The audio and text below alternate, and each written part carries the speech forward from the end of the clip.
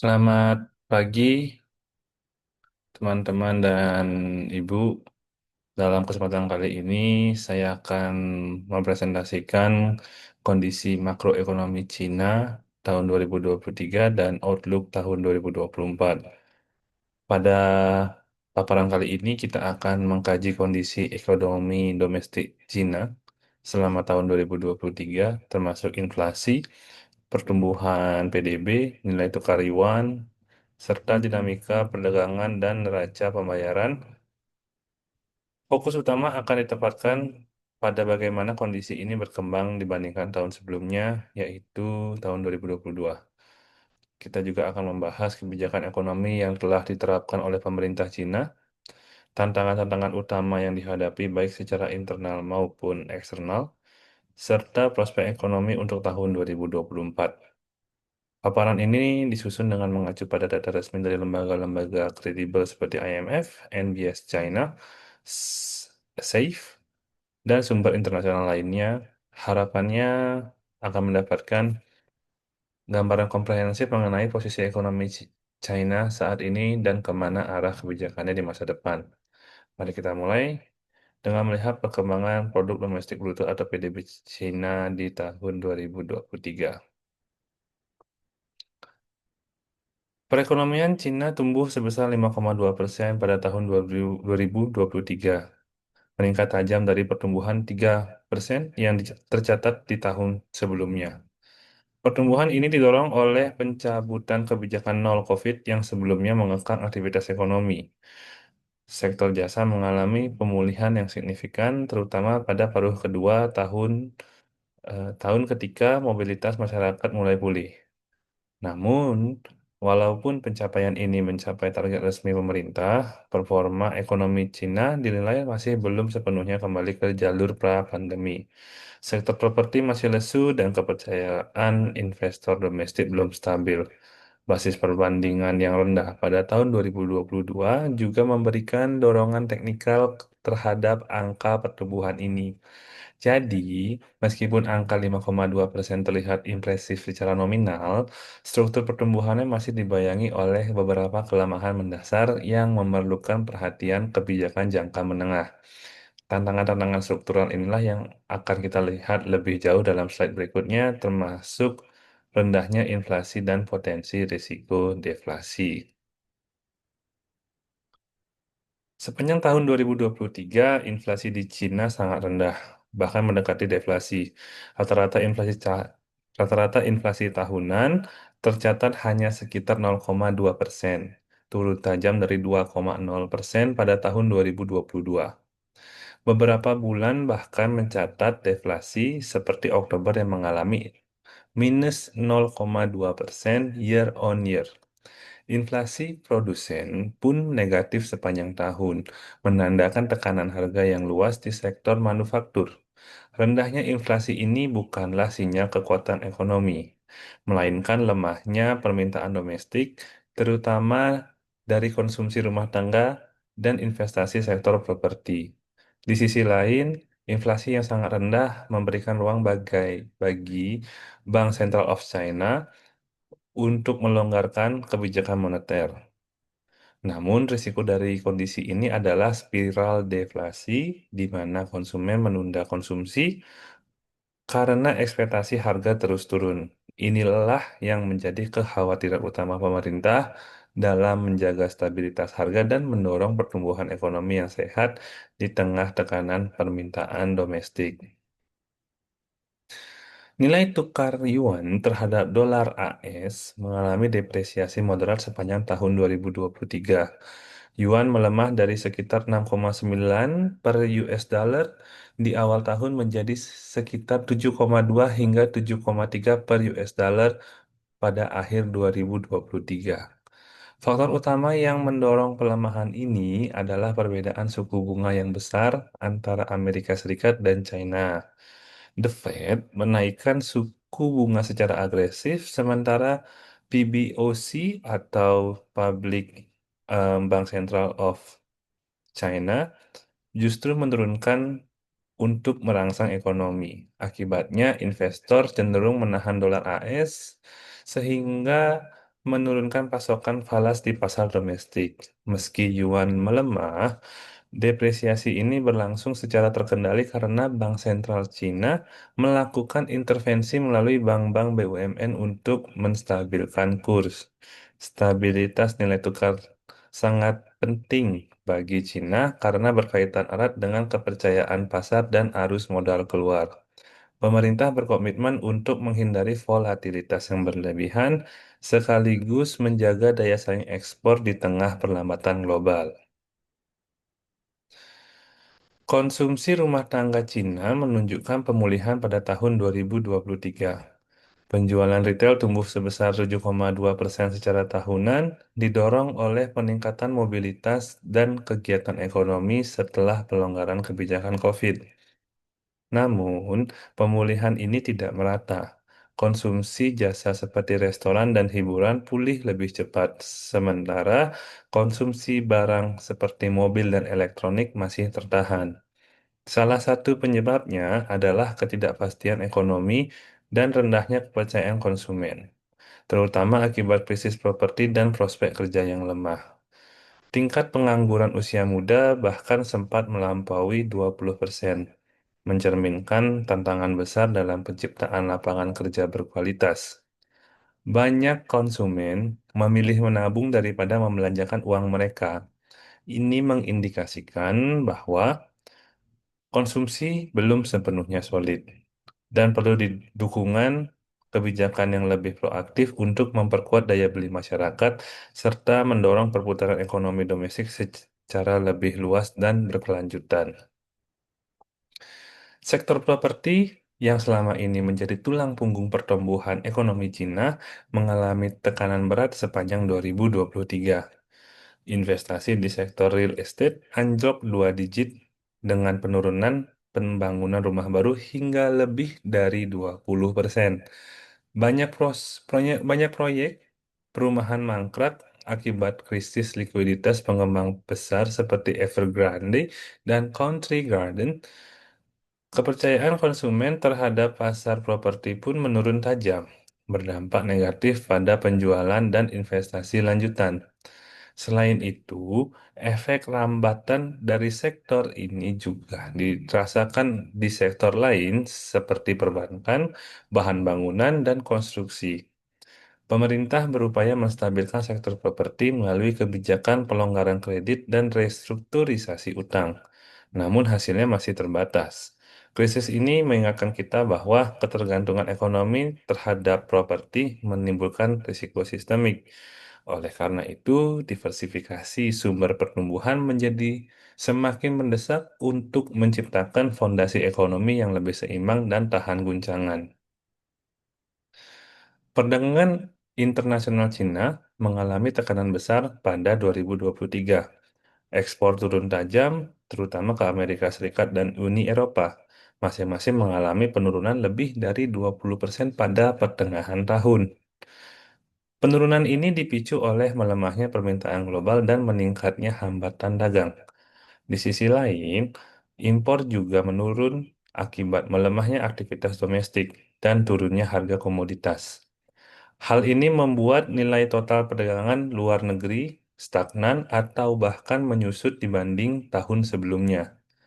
Meskipun demikian, Cina masih mencatat surplus perdagangan sebesar 594 miliar US dollar, walaupun lebih rendah dari rekor 670 miliar US dollar pada 2022.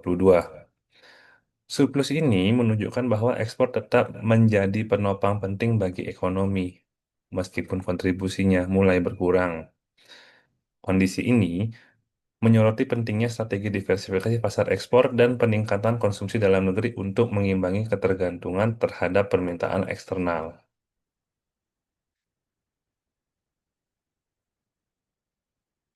Tahun 2023, neraca pembayaran Cina menunjukkan pergeseran penting. Surplus transaksi berjalan menyusut dari menjadi USD 253 miliar US dollar. Turun signifikan dari 402 miliar US dollar pada 2022. Hal ini disebabkan oleh dua faktor utama. Pertama, menurunnya surplus perdagangan barang akibat pelemahan ekspor global. Dan kedua, meningkatnya defisit neraca jasa seiring melonjaknya pengeluaran warga China untuk wisata ke luar negeri pasca pelonggaran pembatasan perjalanan. Di sisi lain, arus modal mengalami tekanan. Investasi langsung asing masuk tercatat sangat rendah. Sementara investasi F- investasi langsung asing yang keluar meningkat. Meningkat menghasilkan net outflow terbesar dalam sejarah Cina. Neraca keuangan mengalami defisit yang mencerminkan keluarnya modal dari negara tersebut. Meski begitu, cadangan devisa tetap stabil di 3 triliun US dollar. Ini menunjukkan bahwa Cina masih memiliki posisi eksternal yang kuat, tetapi menghadapi tantangan dalam mempertahankan kepercayaan investor asing dan mendorong arus modal masuk yang lebih sehat dan berkelanjutan. Perbandingan indikator makroekonomi antara tahun 2022 dan 2023 menunjukkan pergeseran yang signifikan. Pertumbuhan PDB meningkat dari 3% pada 2022 menjadi 5,2% pada 2023, menandakan pemulihan ekonomi pasca COVID. Namun, inflasi mengalami penurunan tajam dari 2% menjadi 0,2%, mencerminkan lemahnya permintaan domestik dan potensi risiko deflasi. In- Nilai tukar yuan melemah dari 6,9% ke 7, maaf. Nilai tukar yuan melemah dari 6,9 US dollar ke 7,3 per US dollar. Sebagian karena perbedaan kebijakan suku bunga antara Cina dan Amerika Serikat. Sementara itu, surplus perdagangan menurun dari 670 miliar US dollar menjadi 594 miliar US dollar dan surplus transaksi berjalan turun lebih dari 35% dari 402 miliar US dollar menjadi 253 US dollar. Penurunan ini mencerminkan tekanan pada ekspor dan meningkatnya pengeluaran luar negeri. Secara keseluruhan, meskipun ada pemulihan ekonomi, indikator kunci menunjukkan bahwa pemulihan masih belum merata dan terdapat tantangan yang harus dihadapi baik dari sisi domestik maupun global. Untuk merespon kondisi ekonomi yang menantang di tahun 2023, pemerintah Cina meluncurkan berbagai kebijakan stimulus, baik dari sisi fiskal maupun moneter. Bank Sentral Cina menurunkan suku bunga acuan Loan Prime Rate atau LPR meskipun bertahap secara terbatas guna menjaga stabilitas nilai tukar yuan. Di sisi fiskal, pemerintah pusat menerbitkan obligasi khusus 1 triliun yuan untuk mendanai proyek infrastruktur di berbagai wilayah. Pemerintah daerah juga diberikan keleluasaan untuk mempercepat penerbitan obligasi tahun 2024 sebagai bagian dari upaya pemulihan ekonomi. Selain itu, program insentif seperti subsidi kendaraan listrik, voucher belanja, dan dukungan kepada industri strategis diluncurkan untuk mendongkrak konsumsi dan produksi. Namun, efektivitas dari stimulus ini belum optimal karena kepercayaan pasar dan konsumen masih lemah. Pemerintah menghadapi dilema antara mendorong pertumbuhan dan menjaga stabilitas fiskal serta utang jangka panjang.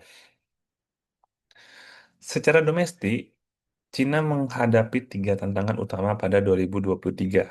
Pertama adalah krisis properti yang belum terselesaikan, banyak proyek perumahan yang tertunda penyelesaiannya, menyebabkan kepercayaan pembeli dan investor menurun tajam. Kedua, tekanan deflasi yang disebabkan oleh lemahnya permintaan konsumsi dan investasi. Penurunan harga dapat menimbulkan efek psikologis yang negatif di mana masyarakat menunda konsumsi, sehingga memperlambat pertumbuhan ekonomi. Ketiga, pengangguran kaum muda yang mencapai rekor lebih dari 20% selama pertengahan 2023. Ini mencerminkan ketidakseimbangan antara penawaran dan permintaan tenaga kerja.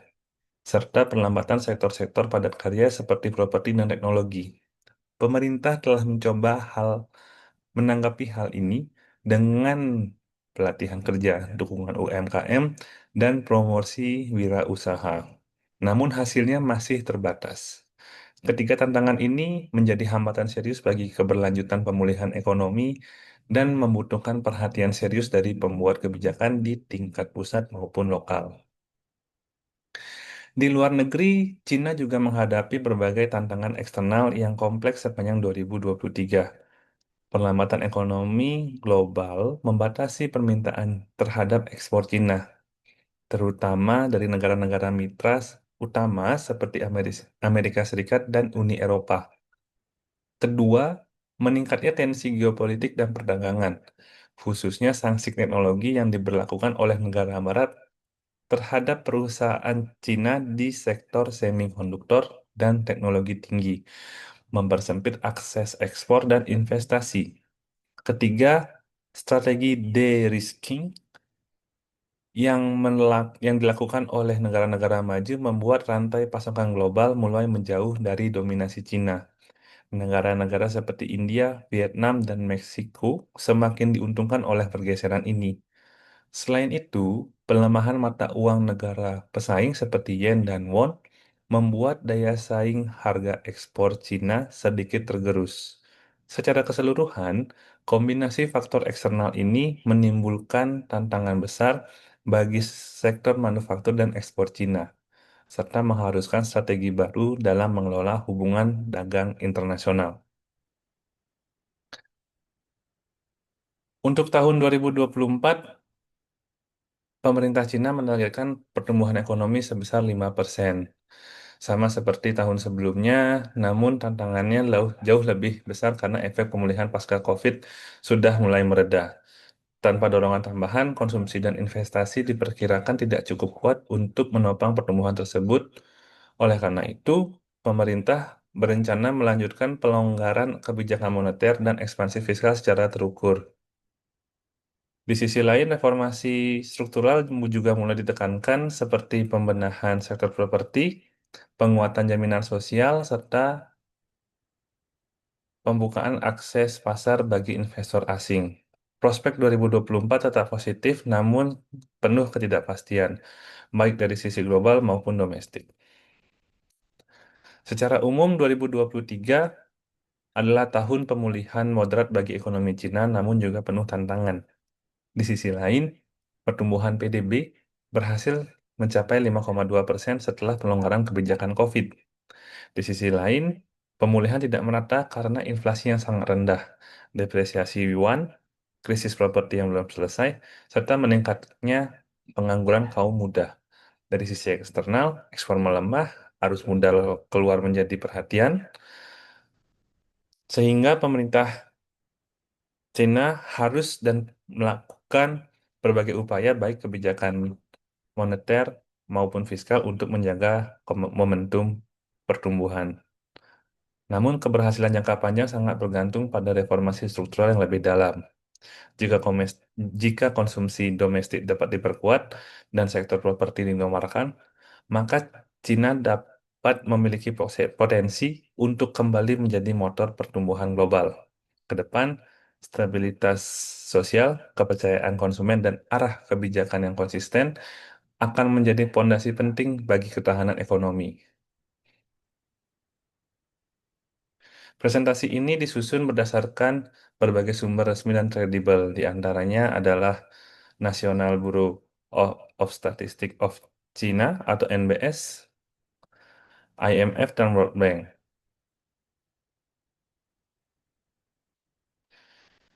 Harapannya referensi ini dapat dijadikan acuan akademik dan menjadi titik awal bagi diskusi lanjutan seputar kondisi dan arah ekonomi Cina di masa mendatang. Terima kasih atas perhatian Anda. Semoga paparan ini bermanfaat.